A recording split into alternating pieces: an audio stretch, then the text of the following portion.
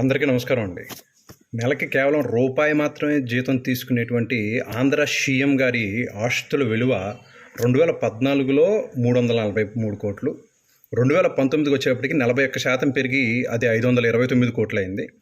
మరి ఇప్పుడు 2024కి వచ్చేటప్పటికి అతి పేద నిరుపేద సీఎం యొక్క ఆస్తుల వివరాలు 47% పెరిగి 780 కోట్లని. అంటే 2014 నుంచి 2024 వరకు తీసుకుంటే కనుక సుమారుగా 105% నుంచి 110% పెరిగినటువంటి నిరుపేద సీఎం మన జగన్మోహన్ రెడ్డి.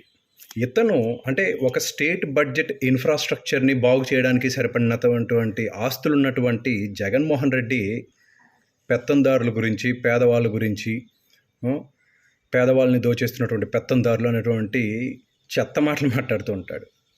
ప్రజల సొమ్ముని అప్పనంగా దోచేసి కోటాను కోట్లు సంపాదించినటువంటి జగన్మోహన్ రెడ్డిని ఖచ్చితంగా ఓడించాలి.